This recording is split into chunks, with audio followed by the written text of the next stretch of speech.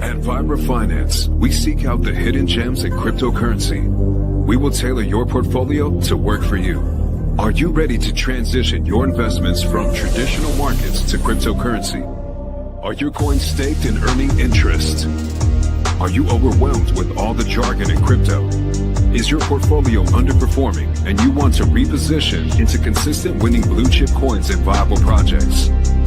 Do you feel like you missed out on DeFi, Metaverse, and NFTs? Here at Vibra Finance, we provide you with the data, skills, and tools you need to stay on top of the digital asset market. Vibra Finance, we are the future of crypto.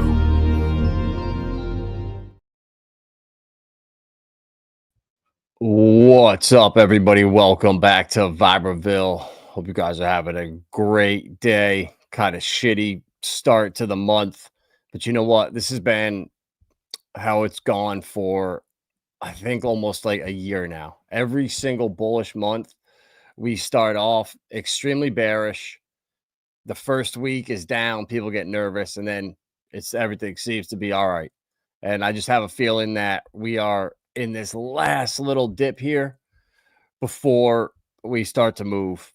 I think we got some room to really run up until interest rate cuts. I think that's going to be the sell the news event that spook people and start to spread the doubt and wonder if this is the end, if this is it for this cycle, if it's over, which I don't think it's going to be. I think after rate cuts, people are going to think it's over if we get a nasty correction or the reverse carry trade begins to unwind in Japan. That's a huge catalyst too. So definitely some potential hiccups on the horizon. But on the other side, we've never looked so bullish ever. And I was watching an interview with Franklin Templeton on, I think it was Paul Barron Network, actually. And the lady was talking about their new product, Benji. And this is a new trading platform out here, and it's for retail and it's for institutions. But what's interesting about it that I heard her say was that they're going to use the tokenized money market funds kind of as collateral. And you can think of for the stable coins for issuers. So they're going to give a kind of a discount. They're going to incentivize banks to buy these tokenized funds to back stable coins with, as treasuries, I'm sure, are going to back them. But you could just see she was talking about how for retail, that stable coins were going to be like our everyday checking account. And then those money market funds, we're going to buy into those and use them as like our savings accounts. They're going to be actual tokens you hold in your wallet that pay you a certain yield. You can borrow against them. You can trade them. You can sell them, whatever you want. It's just like a crypto token. And guys, this is going to bridge the gap between retail and institutional, and this whole fear that we're not going to be able to use crypto or they're going to kill it. It's the polar opposite. They need this shit. The economy is dead. There's no new jobs. M1 is done. Money is not moving around. And this is the way you get people back into it. Get money moving around again. You say, wow, crypto's tax-free now. No more.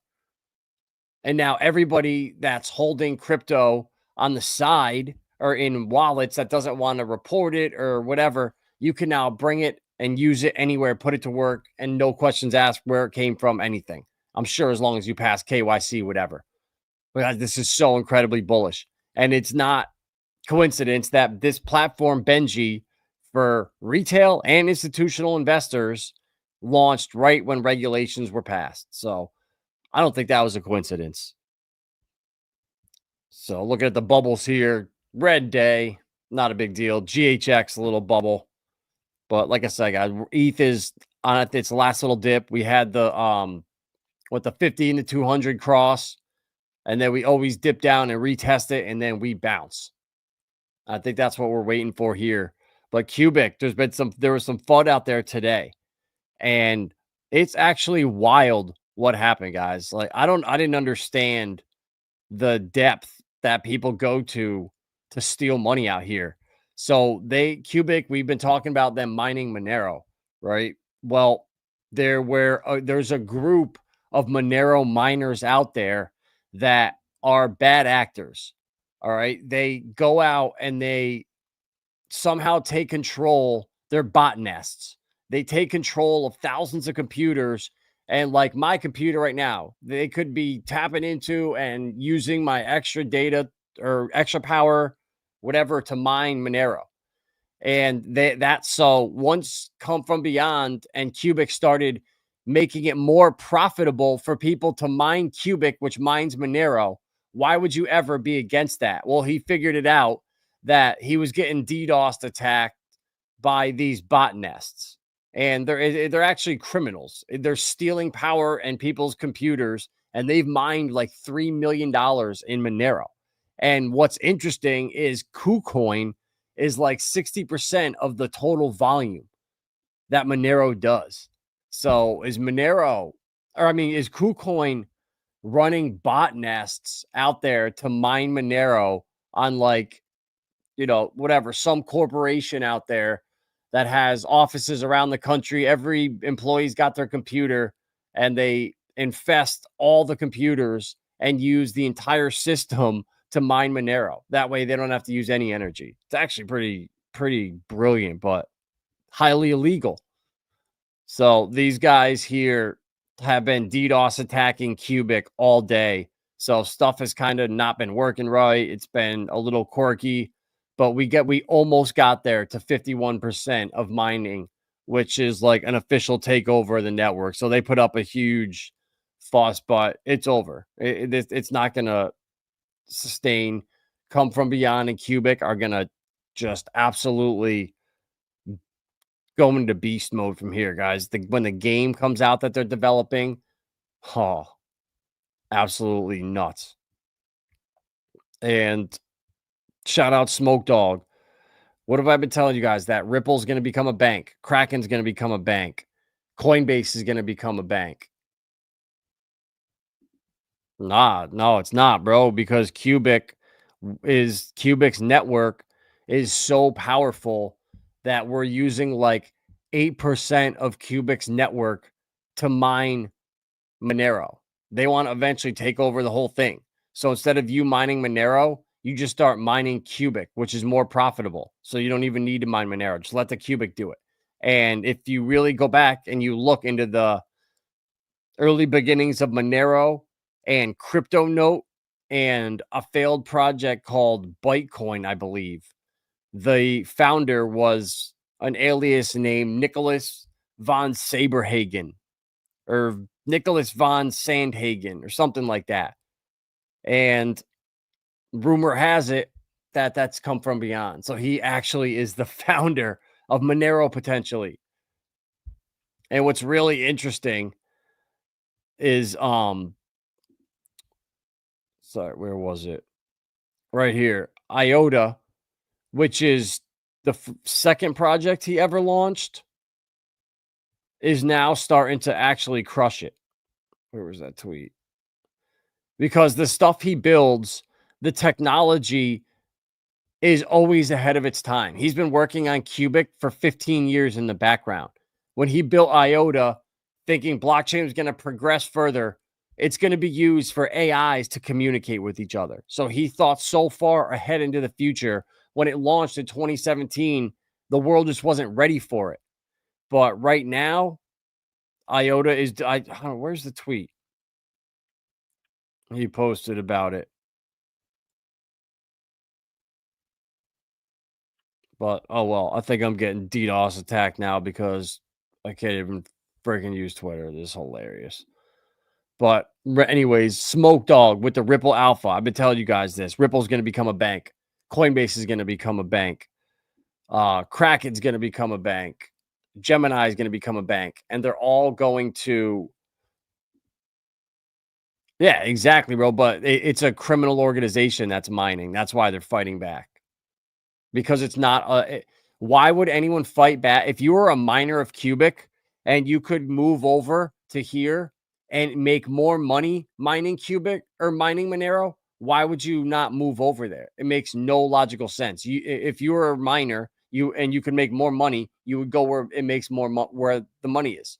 But since they're stealing the energy and they're a bot nest, they can't give up their identity, because when you do that in Qubic, it becomes pseudo anonymous, and you're not completely anonymous. So it kind of gives up who these criminals are.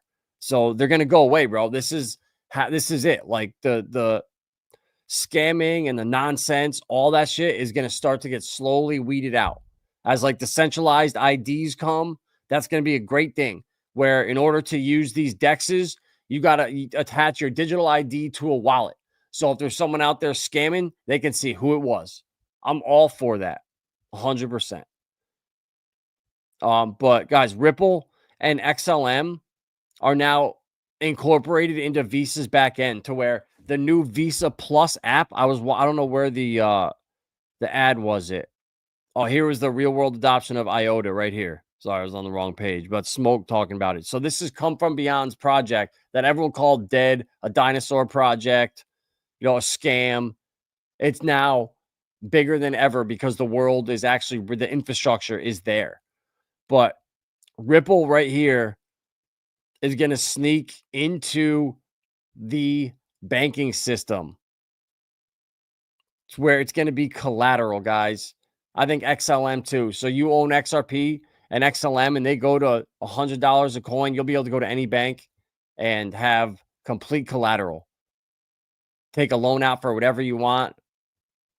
It'll be incredible. Or we can just use decentralized options that are coming, which is why I don't think there's going to be this just tyrannical takeover of crypto. I really think this can be done in a way where everybody wins. I think that's where it's going, and I want to believe that. So everything's been kind of down in the dumps today, but Dynex has been on fire. I told you guys about this thing at like 2.5 cents or 2 cents or something like that. And this is the future right here. Quantum currency is DNX. And they just put this post out. This isn't just another AI model. It's quantum native breakthrough, more utility, more demand, more real world use cases. So I'm telling you guys, the shitty ChatGPT stuff is done. This is what's coming right here. It's not even probably going to play. Screw it. All right, whatever. But you can go to Dynex site and look at this. But right here, this one too.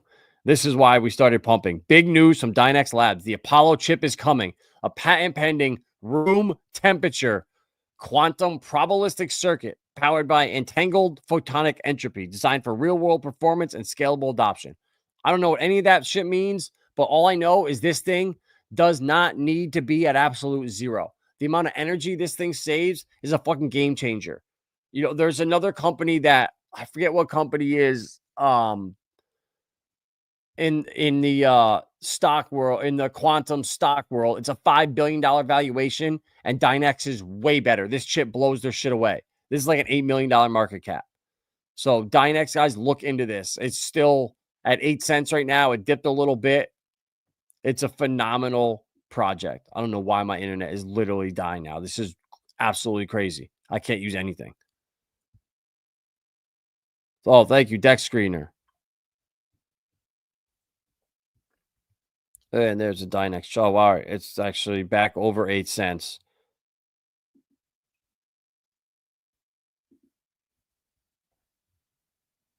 Sorry, that is so friggin' annoying. But this Dynex chart looks so good. I mean, it bottomed out. We literally caught the bottom in May, and then it came back down, obviously, again a month later. And now we've broken out. Then they're starting to do marketing campaigns with KOLs. They got money in the treasury to start buying back the coin. Dynex is going to start ripping. I think this thing is going to multiple dollars. And we got it at 2 cents. Well, that chart ain't working. Oh, well. Let's look at Alamo. I don't know why this is so freaking slow. And if you want to get Dynex, shout out switch.win. Go there. You switch from base to Ethereum. You go to Dex Screener, type in Dynex, OX, DNX, get the contract, paste it into switch.win, and then start switching. And from there, you start crushing. Dude, what is going on? Why am I in the search bar? No. Look at Alamo, guys. This thing has like 2000x already since it launched maybe 4 days ago. And we knew about TFC, got into that one early, Tim Benjamin's coin. And Alamo is following the TFC chart, but actually looks better, which is almost impossible to say because TFC is one of the best looking charts on PulseChain. It's absolutely wild. What is going on, man? I'm getting DDoS attack now. It's just crazy.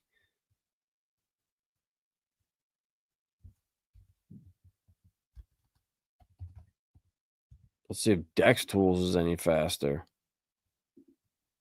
Because, like, the fact that I can't even open up. Has anyone noticed, too, when you're watching YouTube, like, people seem to be on a delay? Like, the sound isn't matching up to the faces. I noticed that today on videos, on a bunch of them. It's like, what the hell is going on? Like, the AIs are watching everything. This shit is actually getting scary. I guess my shit just will not work. I don't even know what I can do besides get a new computer, which I think I'm gonna have to. I need more RAM. I tried even plugging into my Wi-Fi. That shit did nothing.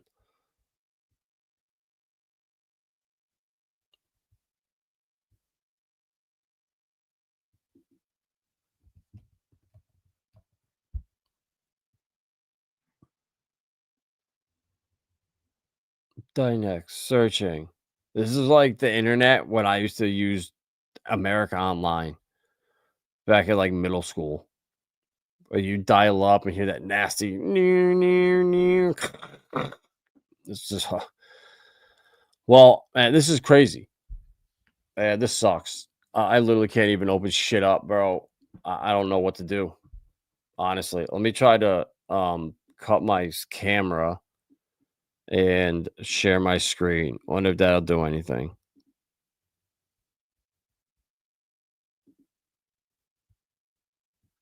Oops, my bad. I shared the wrong.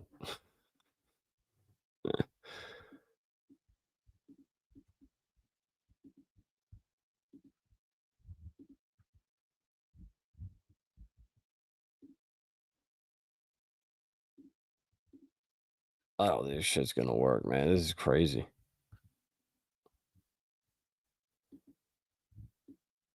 I literally won't. Sorry, guys. I don't know what the fuck's going on. Like, this is as bad as it's ever been. My computer is absolutely perfect all day. And then as soon as I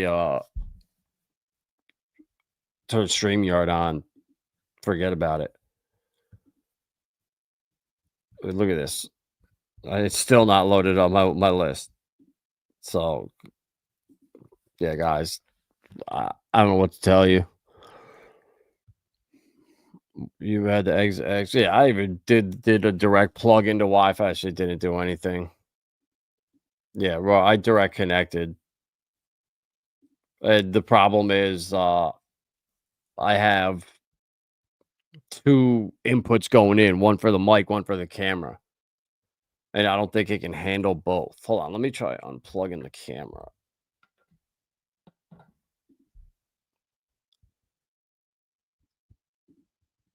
All right, let's see if that did anything.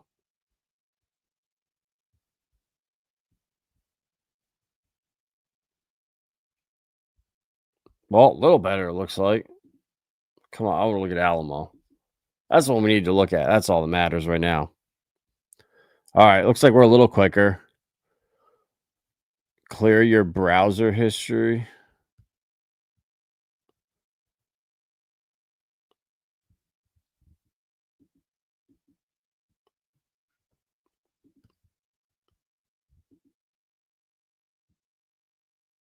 Clear recent history.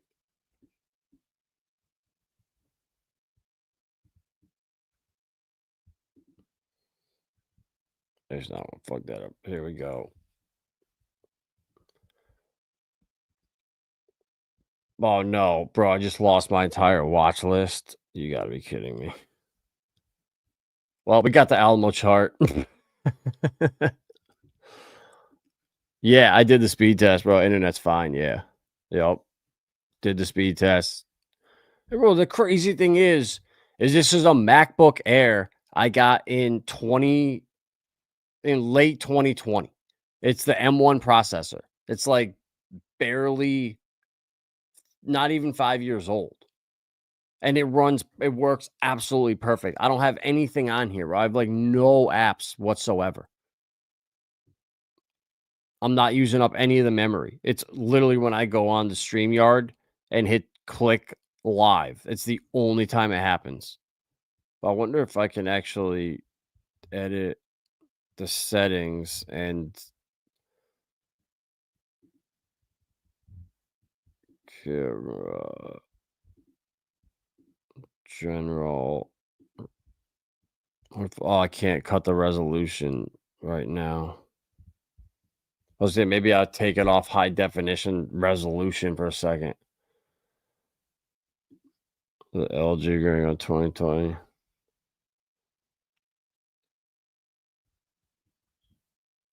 You know they do this shit on purpose too. They slow them down so you have to get a new one.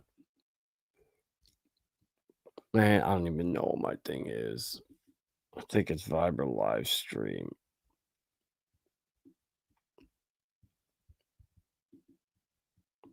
I don't know. Whatever. Hold on, let me see if I can just do this real quick.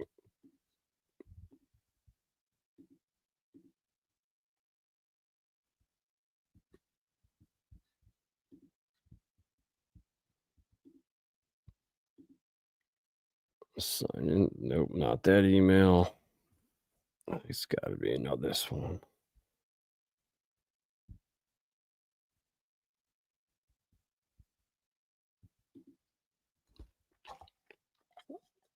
I hope I didn't just kill my entire watch list that I'm have to import for the 50th time. Failed to sign in. Yeah, I don't even know which one it is. This is a complete disaster. I mean, the screen looks good. I guess we're good. Whatever. There we go. No, this isn't my account. I'm not in there. I'm in the wrong one. Man. That's all right. We can look at the Alamo chart.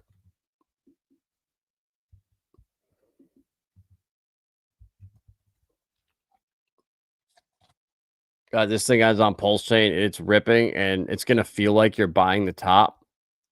But that's the same thing for TFC. 90% of the supply of this coin's been burnt. If not more, actually. Because there was 1 billion coins at launch. Now there's 999.2. So 800,000 have been burnt, it looks like. And 920 million were sent to the dead address. So 920,800,000. So 92.8 of the supply has been burnt. There's only 211 holders. And if you've been paying attention to TFC, the Fitzgerald company, Tim Benjamin's coin, it's actually the Fitzgerald Company's a token launched by a man who owns a construction business of the same name. And he wants to have that same goodwill, that same credibility to his name on the blockchain as he does in real life. So that's really cool. It's what we need to bring credibility to the blockchain. People like this saying, yep, I have my real business in real life, and I want to start a blockchain project that has the same qualities, the same goodwill, and just does good like my other business. So kind of cool. But the chart, if you look at TFC way back in the beginning,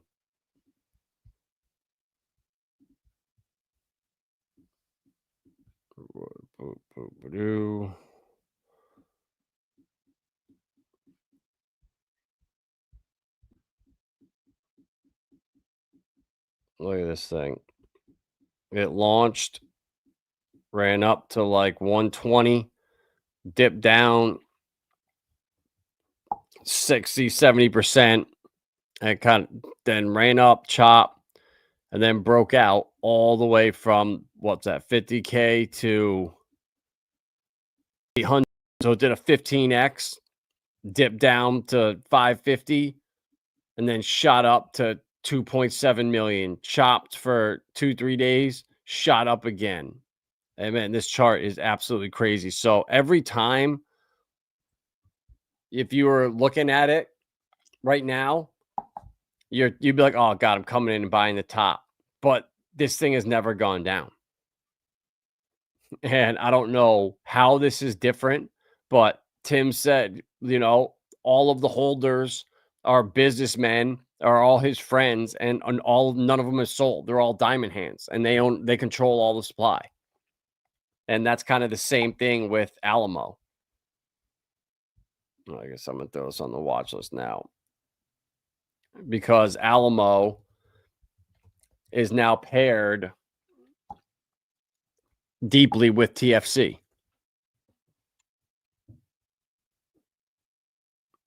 So you got 166K in liquidity, but so Hart's Law, they're now bonded together.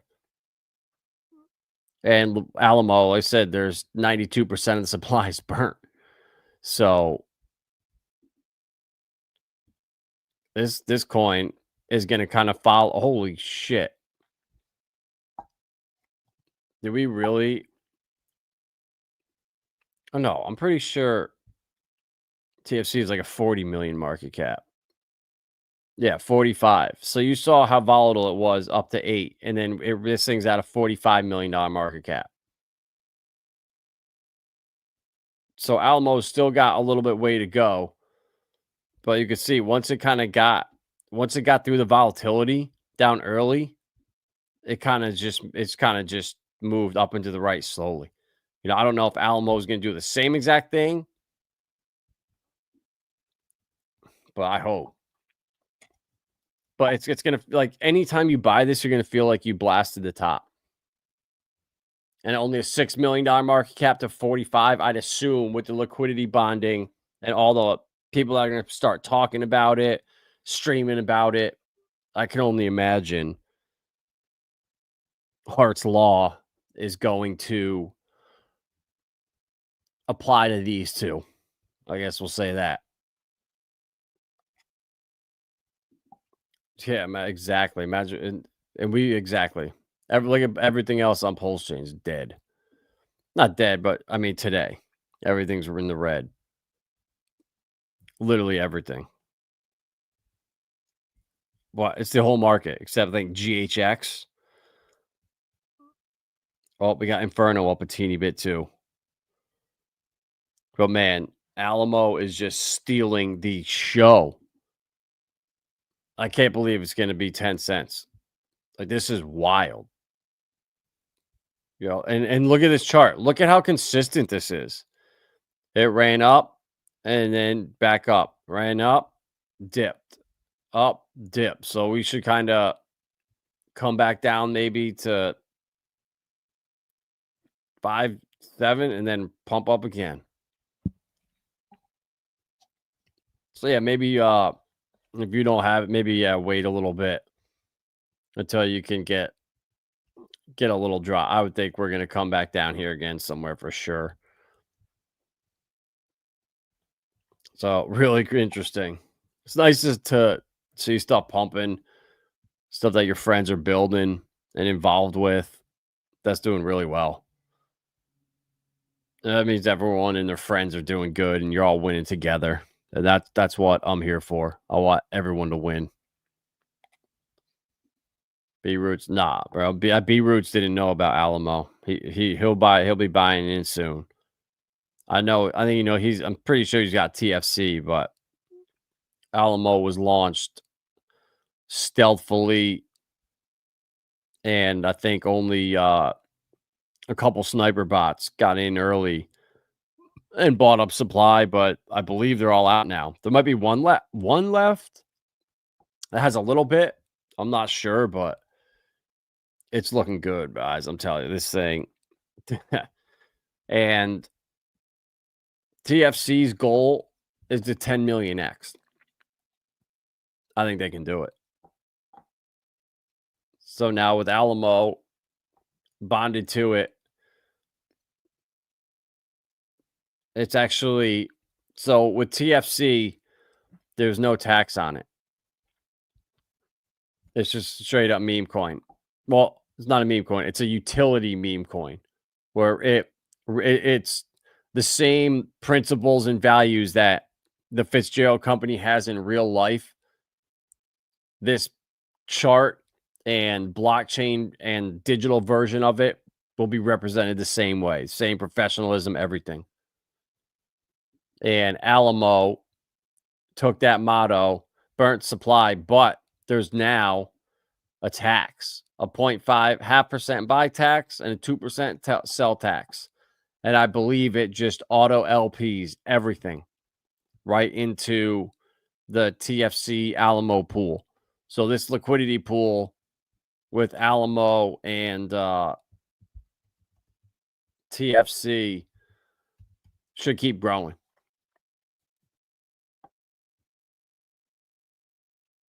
$166K right now. So yeah, we'll check it tomorrow. It should just constantly, I don't know if they show them all the little micro transactions. No, they don't here, but actually I'm on the wrong chart. We need to be on Alamo because there ain't no tax on TFC. I don't think there is because I didn't see any. Yeah, no, but they are. The tax is there for constant liquidity adding. So this thing's going to be a beast. And I'm thinking, I'm just like, man, I got Alamo. What should I pair it up with? Maybe create like an Alamo Morpheus pair. You know, maybe create like a Alamo and, well, I don't know. It's tough because the last thing you want to do is pair it up with something that's not going to pump as hard because the impermanent loss gets gets crazy. That extreme volatility to one side is not good. So you want to find stuff. Yeah, I guess maybe that's not a good idea. Just sticking to Morpheus, maybe Titan X, Dragon X, and then leaving it here with TFC. Or there's another project, I think it's CVRE, and they're trying to bring real estate to PulseChain. Yeah, CVRE token. This is it. Throw it on the watch list.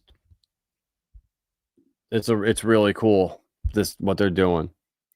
Advocating for local development and local community control. Join a community holders that focuses on creating a benevolent loop of local support and control for real estate, crypto, and the way the two worlds work together.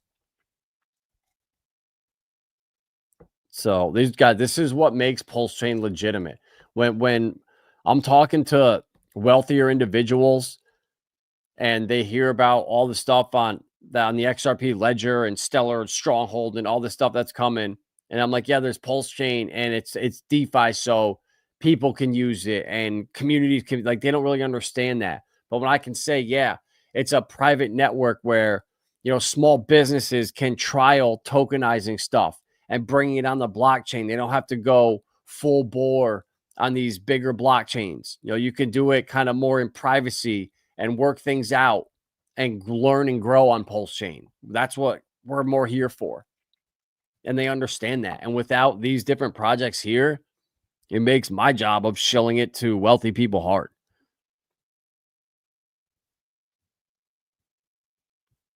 What's going on with Trade Ogre? I don't know, bro. I believe they shut down.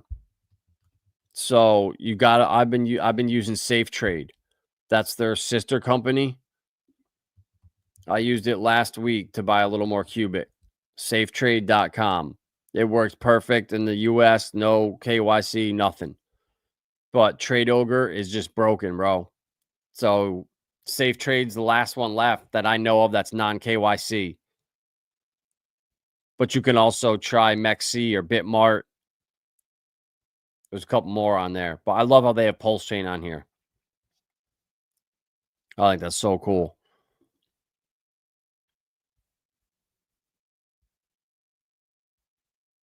PulseX. Look at that. Qubic.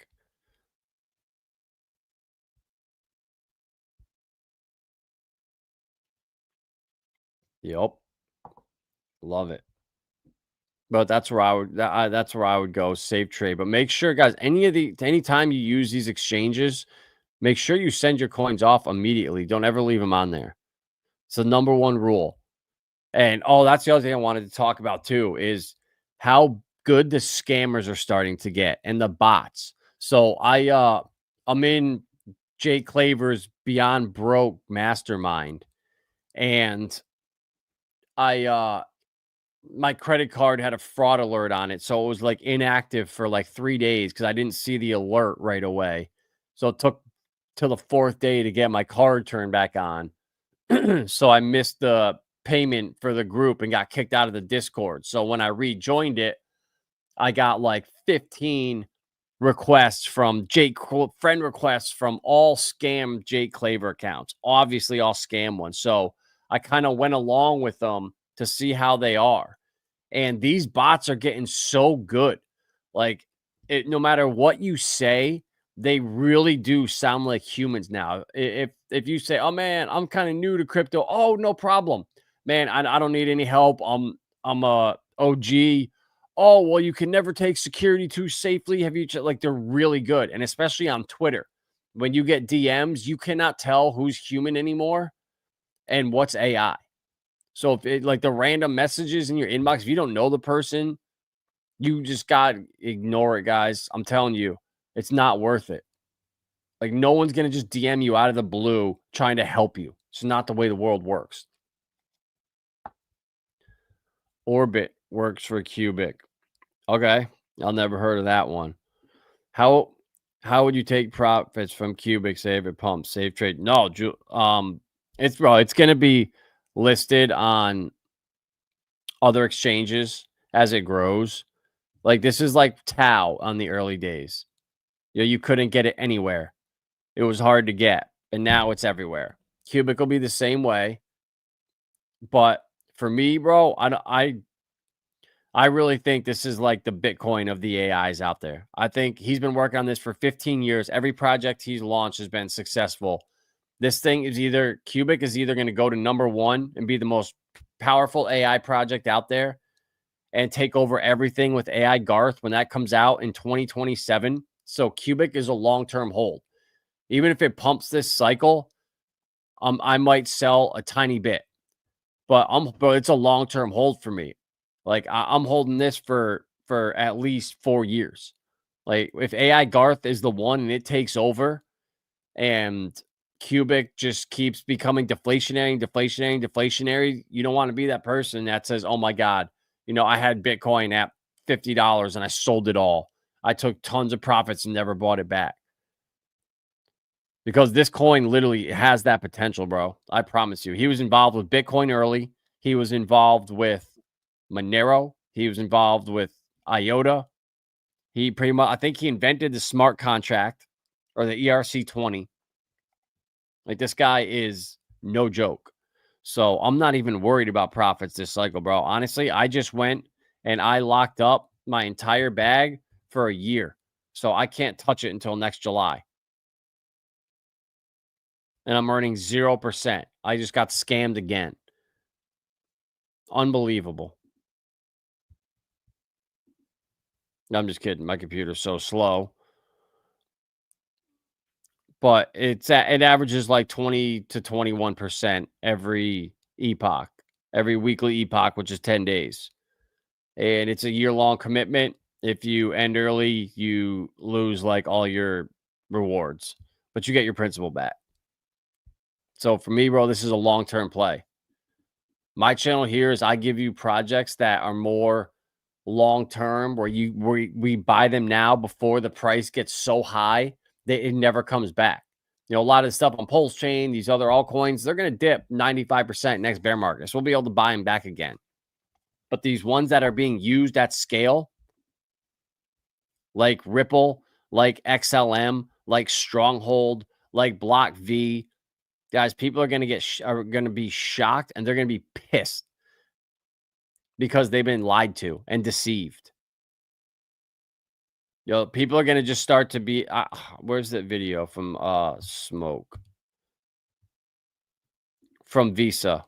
Let me see where it was. Let me show you this. How simple it's going to be to pay out of, and say on your phone right now, you have Venmo, you got PayPal, you got MetaMask, you got Coinbase, you got E-Trade. This new Visa Pro app will sync every single one of those together. So when you make a payment, you just instantly choose where you want it to come out of. So it's going to get way easier. We're not even going to know that blockchain is settling stuff. We're just going to use payments, and they're going to be better. Here we go.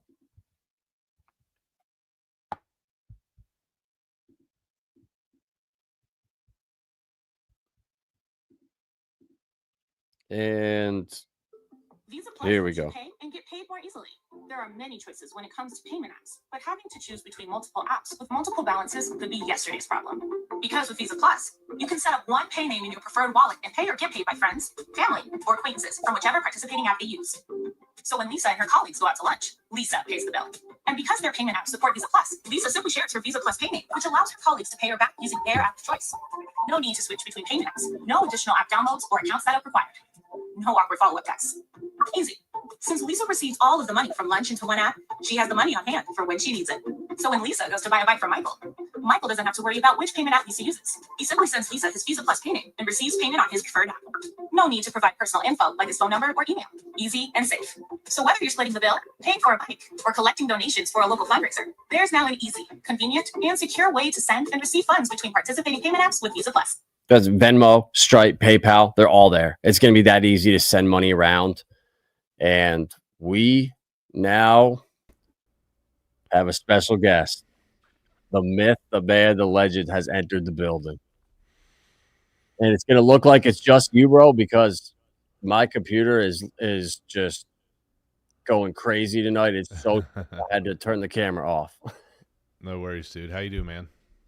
Good, bro. Good. Actually, a lot of exciting stuff in like the centralized TradFi world has been happening the last couple of days that really got me excited, and kind of validation that all the stuff we were talking about in the bear market was actually on point. Yeah, man. You and I were kind of chatting about this earlier. I just saw the Visa app that they're rolling out to really decrease friction in terms of finances. So PayPal to Zelle, Cash App to Venmo. Yeah, that's the world that we're living in, man. We're going to be able to really decrease that friction between platforms. Yeah. And, you know, I was talking to Facing Reality earlier that so many people have this like horrible take on, oh my God, with stable coins, they're the CBDC. They can take them out of your wallet. Well, first of all, you're going to have to do something horrible for them to do that, or break the law, or be a criminal. They're not going to do it from the average person.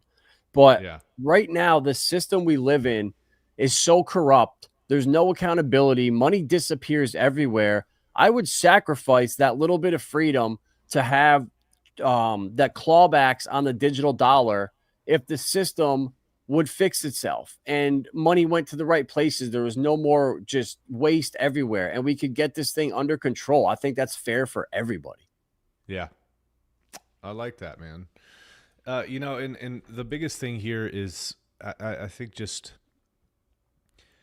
for this to be out in the open, you know, for people to be able to kind of see what's happening behind the scenes. So on one hand, it's like this is revolutionary in terms of decreasing the time that it takes to move money. On the other hand, it's like, you know, are we going to be able to use blockchain in any sort of way to kind of uncover what's happening behind the scenes? So, because it's just a trust-based system, I think we're making strides in the right direction, but it's going to be it's going to take people getting upset about what's happening around the world for things to really kind of work and take place here. So.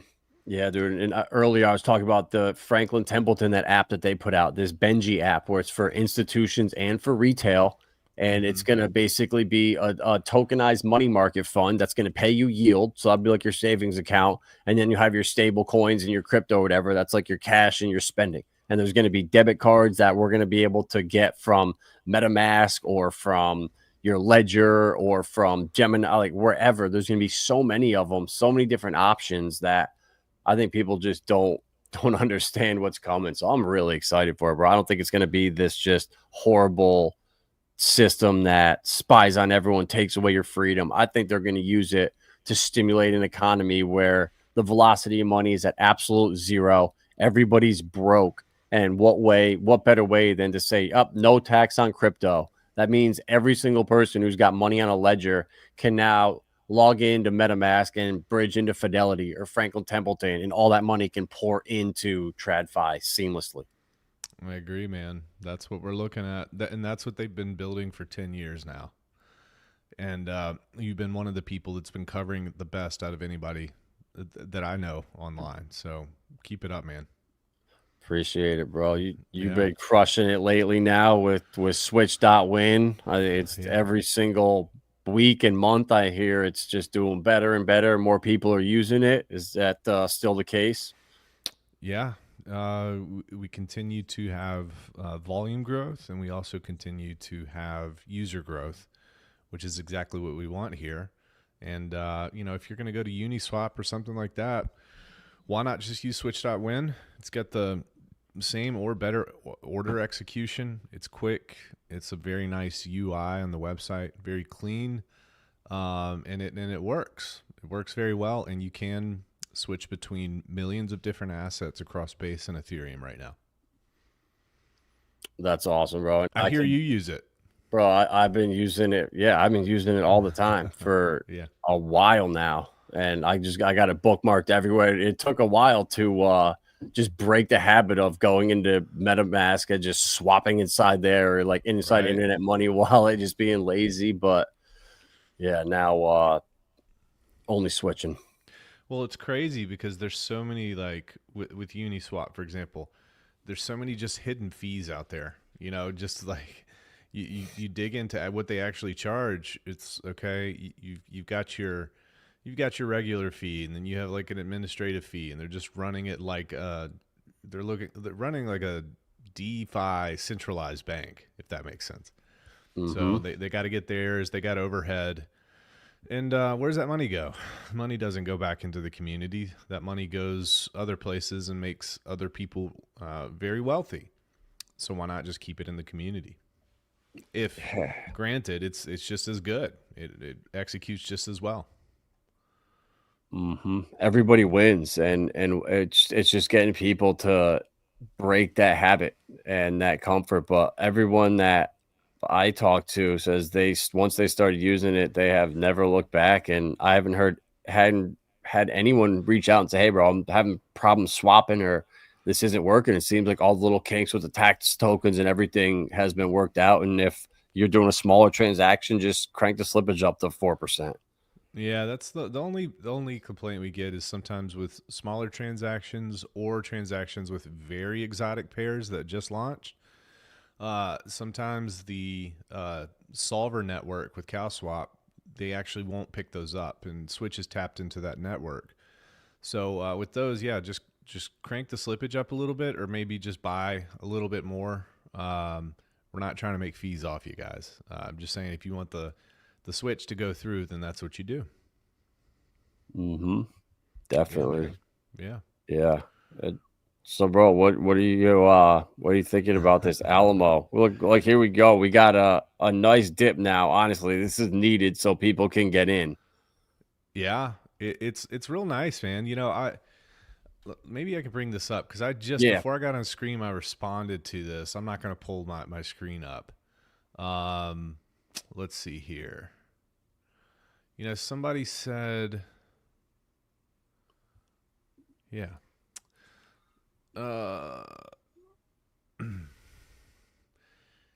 So they're saying, you know, Brandon, what's the plan? What's the intention? What's the inspiration for becoming involved with the TFC team? And I said, chart go up, right? I'm just kind of scrolling through trying to answer as many tweets as I can. And he says, I see that, bro. Why is it going up, though? It doesn't seem organic. There's a lot of volume being pushed. And the way the chart is going up looks very orchestrated. Benevolence is fine. I just want to know why it's occurring and how long it will last. So, you know, if I'm seeing this through his eyes, I'm thinking to myself something very similar. I'm like, how is it possible that a chart like could look like this, go up as violent as it is, and then also have the amount of volume that this has, which is, I mean, today alone, $462,000 worth of volume, which quite frankly is very unheard of for a token that even launched 7 days ago, right? So I completely understand how people feel about that.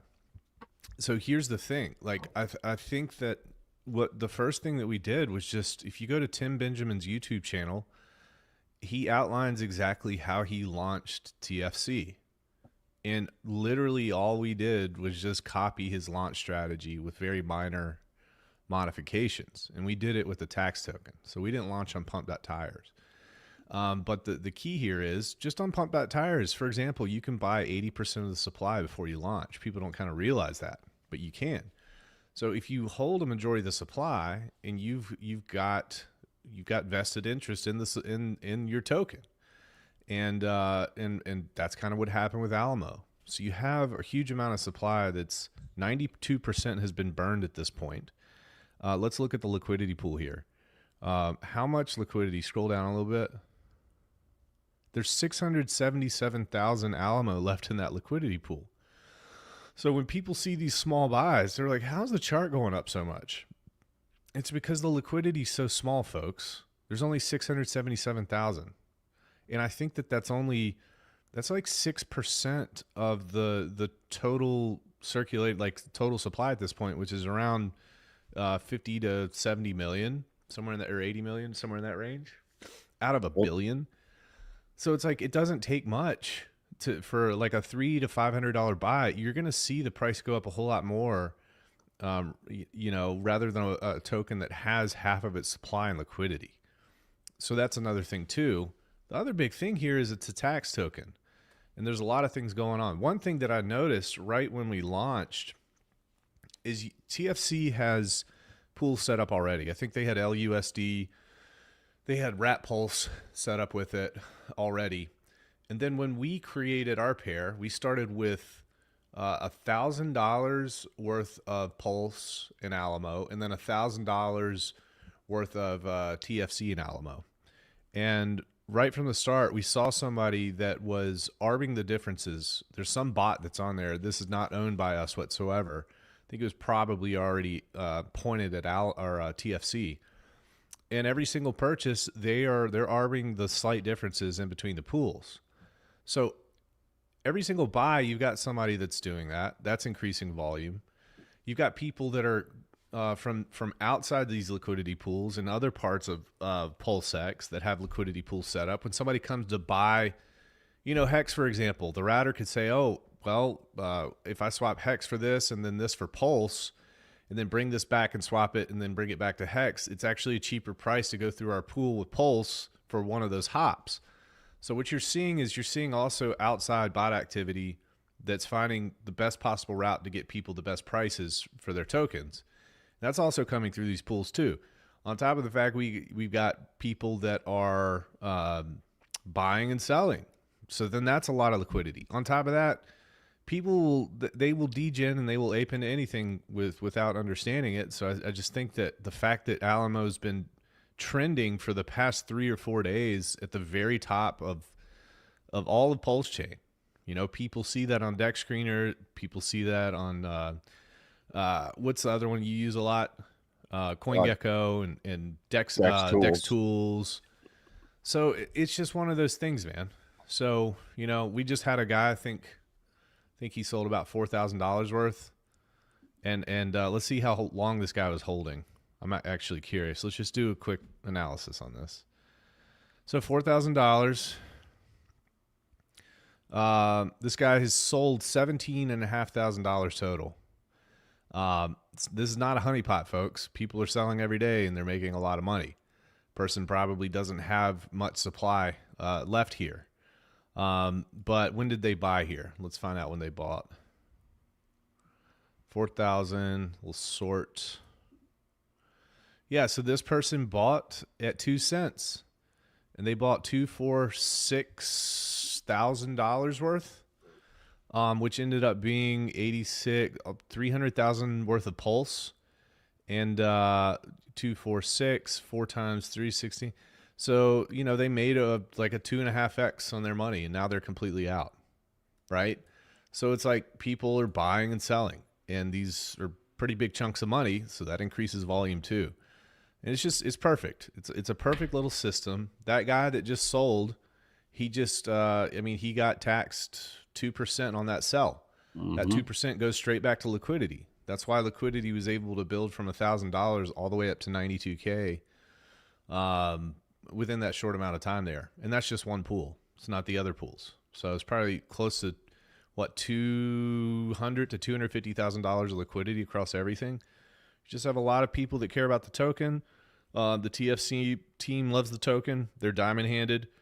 And that guy that sold, it's already bought back up 50% as we speak right now, back up to a $6 million market cap. And what they'll probably do is buy back higher. They'll probably do the same thing. They'll say, okay, it's on a run. Let me buy some now, wait for my 100%, and I'm going to sell again. I'm going to make another $10,000 or whatever.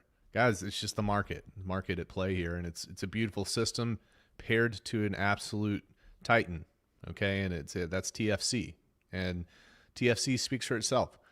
So all these things have come together, and it looks really good right now. It's a normal market process. People will FOMO. People want a piece of the pie. They'll buy. They'll make a little profit. They'll sell, and it gets bought back up by other people. It's awesome. Yeah, bro. The TFC really has set kind of a new standard for a team and the people behind it. And when you have, I would say, a group of businessmen that aren't really crypto people, but friends with someone in crypto who listen to their buddy and they put their money together, look at what happens. So when the top holders haven't sold anything, you get a chart that just goes up and to the right. And it really makes so much sense when we talk about it. But the world we live in with crypto now, it's so PvP and meme coins and rug pulls and how can I just get in and out and make as much as possible instantly. These guys are the opposite of that. And I learned my lesson with PTGC. You know, you never know. When you find something early, you never know what's going to happen in a couple of years. If it has a community and people involved, I mean, look at what happened. And this is, I think people have learned. I'm curious to see when PTGC, when the gas starts to really pick up on PulseChain and it starts to get expensive to use the tax tokens, if the volume is going to start struggling and if people are going to start saying, oh, you know, I'm done, I'm going to rotate back into the cores. So that's the one thing I'm worried about. But I just then look at the amount of pulse they have in that DAO, that thing just can't stop. Dude, it's a beautiful thing. And, I'll tell you, like, I think at the point when gas gets crazy, which I as a percentage, I think Gwei is higher on PulseChain right now than it is Ethereum, right? It's just that PulseChain's price isn't as mature as Ethereum's price. So there's going to come a point where, it's going to, I don't think people really calculate that. I think that they'll say, I'm willing to pay $3 worth of gas plus a 0.5% tax fee to be able to get a chart that is absolutely ripping to the upside. And it doesn't matter what chart it is, but it's going to be something that people have to think about if they're buying anything on PulseChain. So, you know, I just think it's perfect. TFC absolutely crushing it. World-class team there. Extremely excited for them. You know, and part of me did this because I felt like TFC needed to get the attention that it deserved. And, you know, TFC, so let's check TFC's chart. Since July 31st, you know, TFC was kind of chopping sideways most of that day.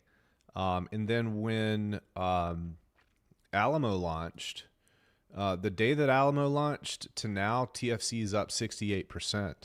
And I think that's also a testament to not only the marketing exposure that Alamo has gotten to bring more eyeballs on TFC, but also the proven methods to be able to thicken those liquidity pools. So there's no reflections on this. It just all goes back to liquidity, guys. So it's like if you nuke Alamo, awesome, nuke it. I mean, that's fine. It's just going to go right back into the pools, and it's just going to keep growing. In fact, you get taxed 4 times more on a sell than you do on a buy. Buy is only 0.5%, you know, sell 2%. So keep doing it. And it's probably going to keep getting bought up. And it's paired with things that are going to run hard in the bull run. TFC is going to continue to run. PulseChain, who freaking knows? Like, imagine what happens to TFC and Alamo if PulseChain 100x's, or hell, even 10x's. That's a lot of liquidity in that pool. Yeah. You know, you got $200,000, $250,000 in the TFC pool right now, I think roughly. Yeah. Or, you know, 50 to 80,000. Well, we'll say about 100,000 of actual liquidity between the two pools in Alamo, and that 10x's. That's significant, guys. So it's just beautiful, man. Everything's just lining up right now. Failed the low chart. Yeah, bro. 94K in liquidity back to 7.2. Bro, this is crazy how fast this dip just got bought up. It got bought up quick, and people they're just, you know, I'm not. This isn't gonna be a thing where just go straight up forever. People will sell. People will nuke the chart, and that doesn't matter. You can buy TFC. It doesn't matter. Alamo is gonna help it, and you're gonna help Alamo if you buy TFC. You know, I didn't even go into this. I think I've tweeted about this one time. I've tweeted about this one time in 5 days. That's it. And it's just working the way it does. I get to sit back and watch what happens. I mean, that's literally all I got to do. Because it's just built to build. It's built to appreciate if there are buyers supporting it and if buyers like it. So it's a beautiful thing. So that 472K in volume in 24 hours. I mean, so 225K in sell volume. So 2% of that got added into liquidity. So what's that, $5,000 or $4,500 right there? Mm-hmm. Mm-hmm. So think about that every day. So for the next 30 days, there's another 100K in liquidity. So now these bigger sells start to dip the chart half as much. Now it starts to stabilize much more and just keep going up. Well, and pull up the Pulse chart. Do you have Pulse on there right now? I'm attempting to, but bro, this is why I can't even. I got it. Yeah, so if you want to share your screen, yeah. Yeah, just to kind of speak out loud here. So since the 31st, this is what's awesome. So we'll pull this up here. I'll share it. Yeah, this is just absolutely crazy. Share screen. Go Pulse. Boom. And I pulled up here. I mean, look at that. Since July 31st, when Alamo launched, PulseChain was pushing up pretty hard. PulseChain is down 20%, and Alamo is up 1,000x from the bottom. So it's like when PulseChain is moving up, guys, for TFC and Alamo, it's just going to be much more violent. And you know, this is actually one of the things that I try to get across to folks on the Ethereum side and the Morpheus community, this and that. It's like when your stuff's paired with something that's running hard, you're going to run hard too. You're going to run harder sometimes. And people, they'll sell off, it'll correct, and then it'll keep going back up. Pulse is pushing it up. TFC is pushing up. It's levers on levers here. It works. Yeah, that too is like, I'm saying about Morpheus. You know, we're on Ethereum right now, and we're all waiting for ETH to make a new all-time high and maybe get to 15, 20K, maybe a little higher if things go crazy.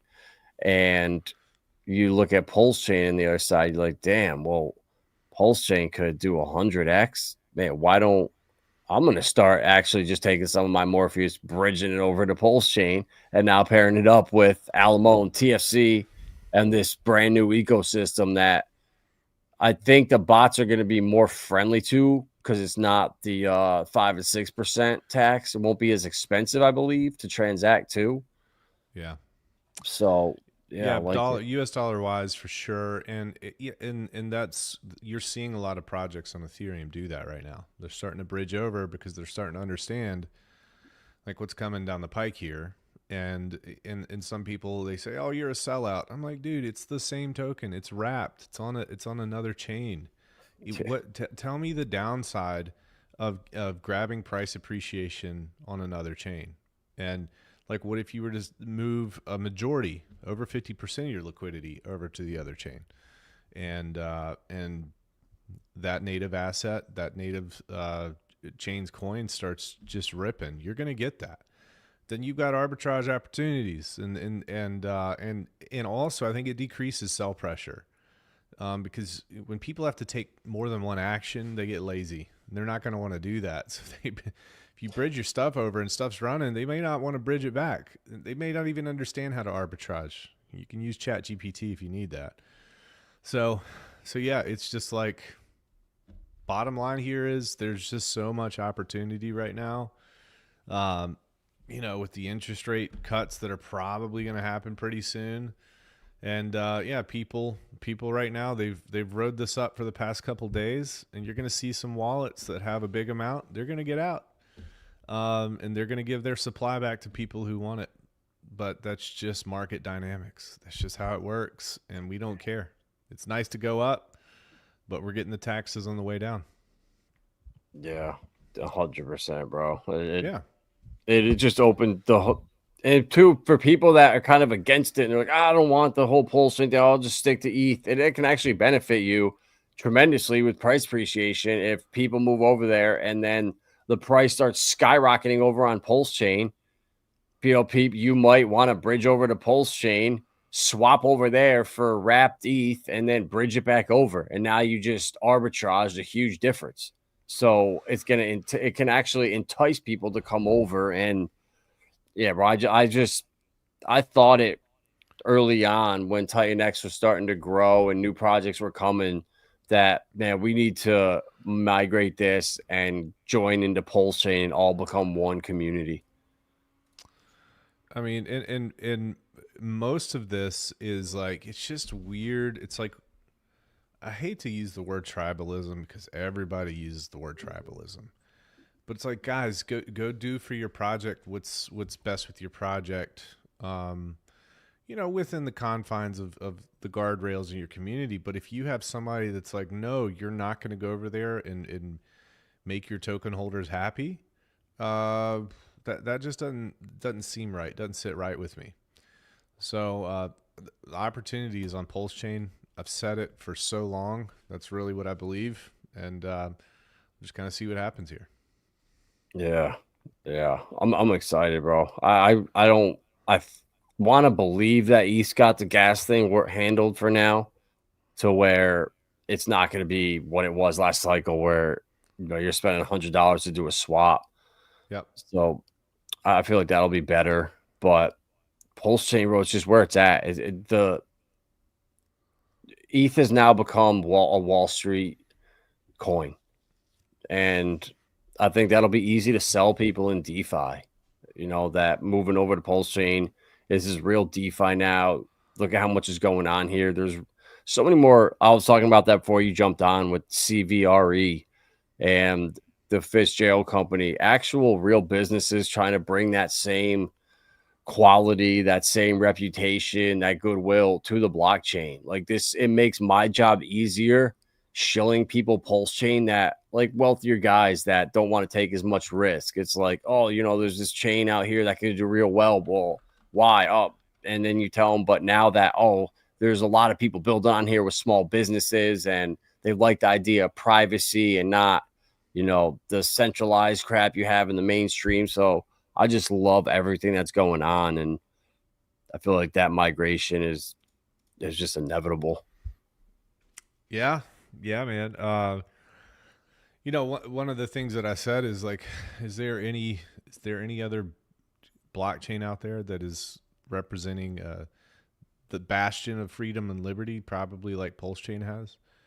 Like the amount that they've gone through and the amount that we've gone through is just insane with PulseChain from a legal standpoint, from a social standpoint. Now, a lot of that had to do with fallout from RH's, you know, outrage marketing in the past. But hopefully we've kind of moved past that and we're maturing a bit. But people are going to be looking for a place that really is real decentralized finance.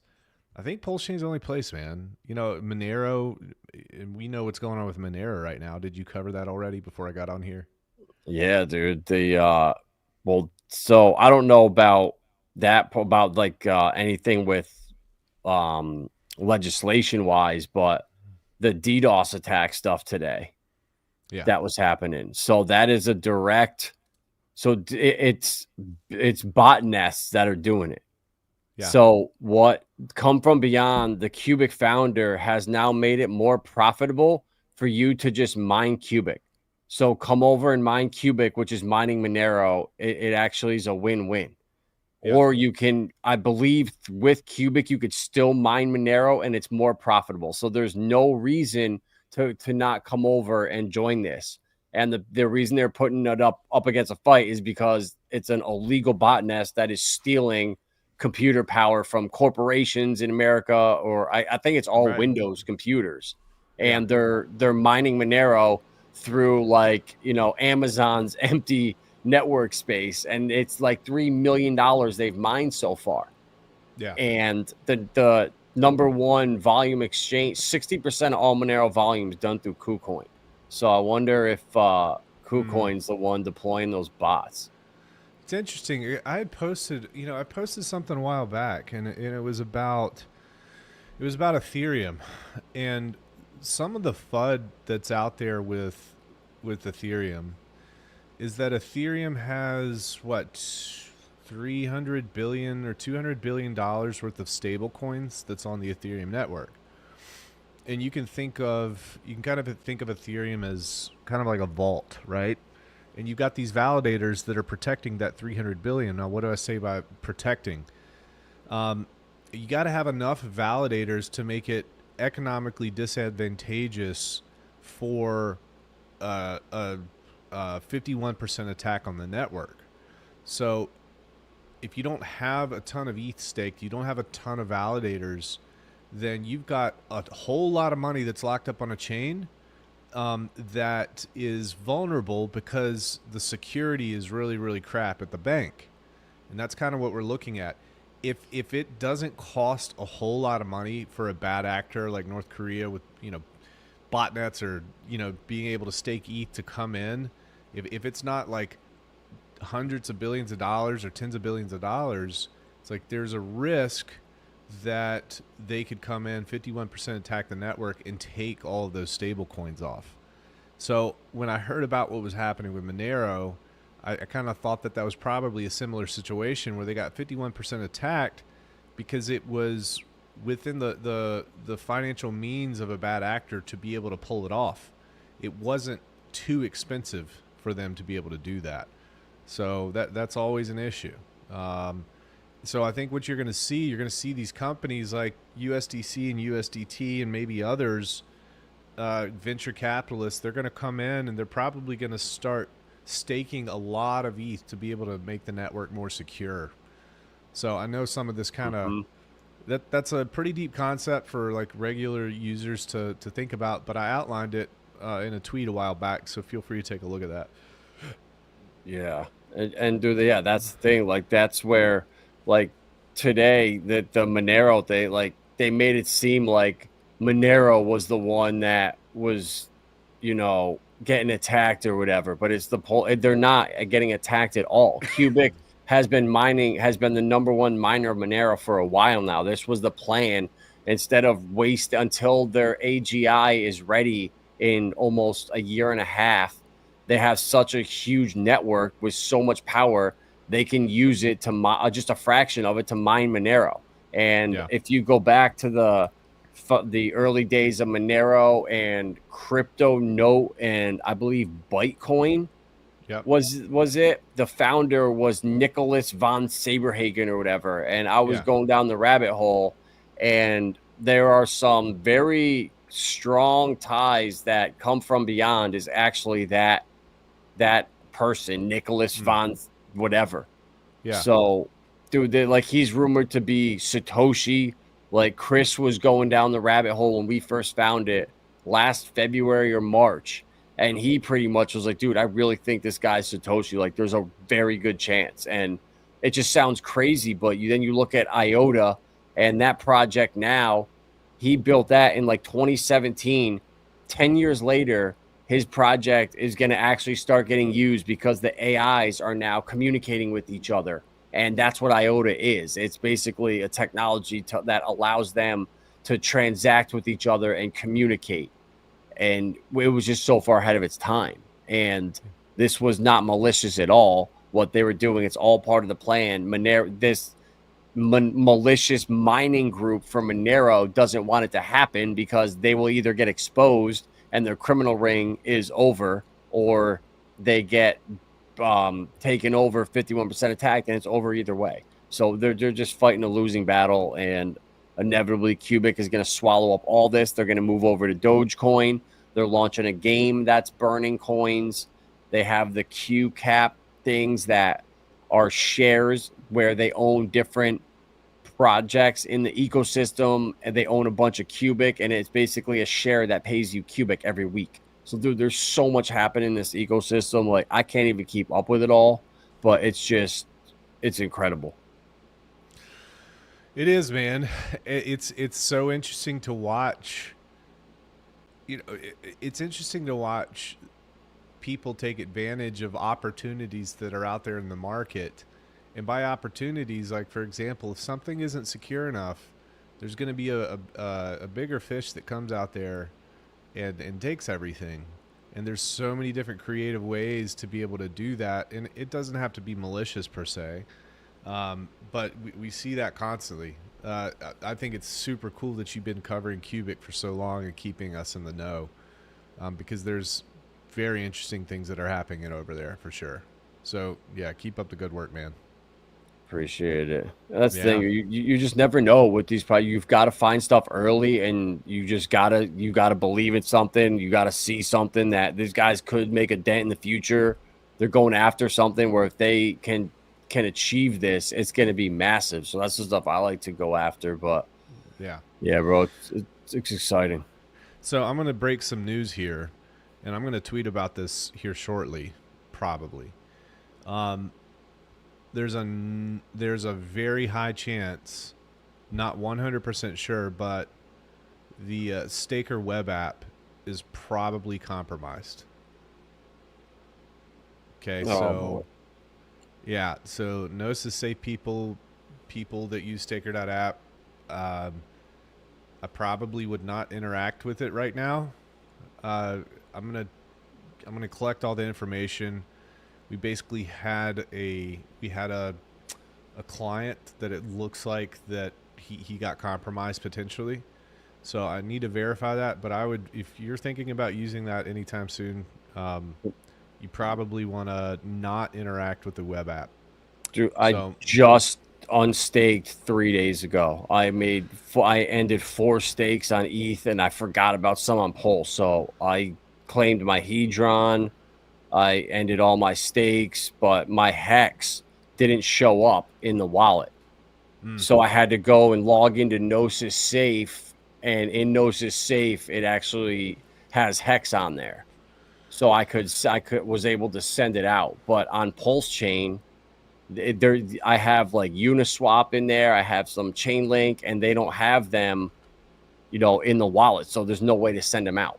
So that you're kind of screwed on. But how could that be compromised? I'm trying to think of what could be compromised, because you log in with an email address, and then you take your seed phrase and you log into MetaMask with that same seed phrase. So you're not using any of your current wallets.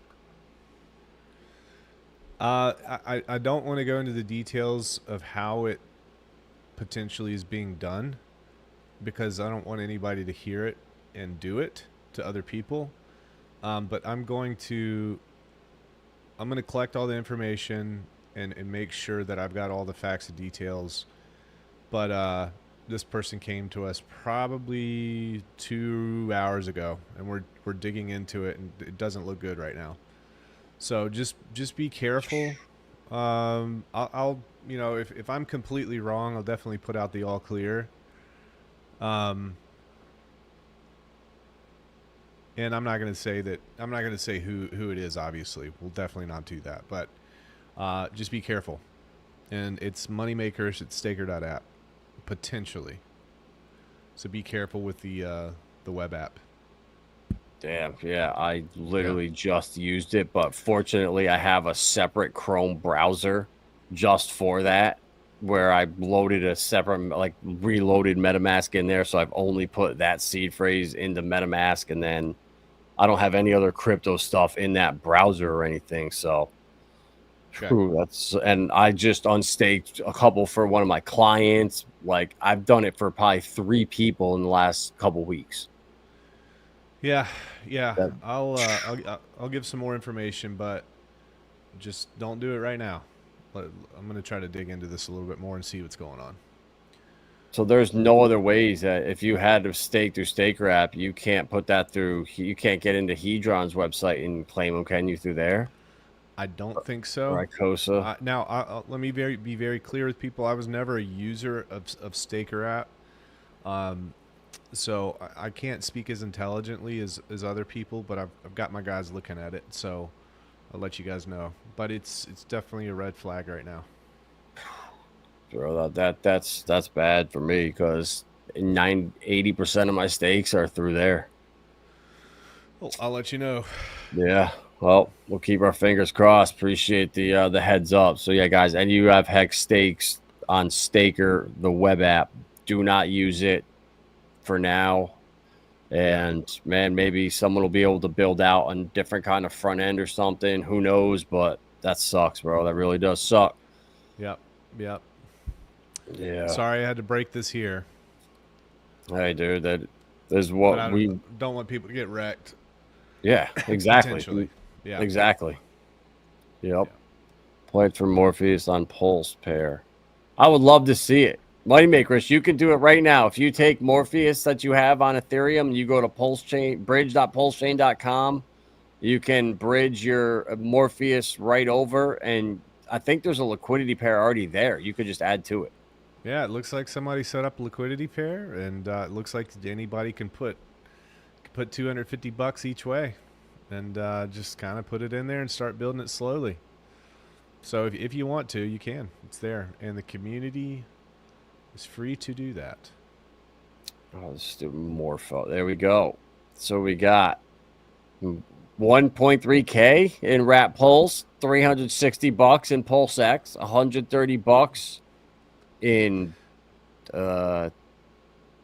that must be a fake. Oh, it's a fake Morpheus. Be careful. All right, guys, be very careful now, because look, these are 2 fake morphs right here. This Morphe and this one, you make sure you have the contract that ends in 314. Yeah, because now, there's going to be. I'm curious about this. Just type in delete backslash and PLS. Just put morph in and delete that back. There you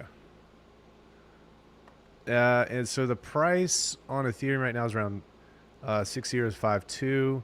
And what's the price on the Pulse pair? Literally the same. It's the same. 55.43. 55.17. Yeah, so it's about the same. So that's cool. When you see these guys, when you see these pools get out of whack, you can either sell on one side and buy on the other, or vice versa, to be able to kind of get those pools even. So that's the whole arbitrage thing too, is an opportunity for people to make more MORPH or more whatever you like. It same goes for Pulse on Ethereum. The same might go for, you know, EHEX on ETH compared to EHEX on Pulse. So it's just any asset. So just keep that in mind. That's kind of how you do it. And maybe that pool will grow over time. Yeah, I could say the MORPH Pulse pool will definitely grow because I will be adding to it. Love it. For sure. Awesome, bro. Anything else you got? Nah, man. I'm going to dig into this. You might see a tweet out here in a minute, just kind of giving people a heads up. Awesome. Good stuff, Ed. Yeah, I need to pay attention because it's going to definitely affect me. Yeah. I'll let you know. Awesome. All right, guys. Well, appreciate everyone that's in here. 463 of you. If you're not following Rags by now, unsubscribe from my channel. I'm going to delete you. And yeah, we'll catch you guys on the next one. Great.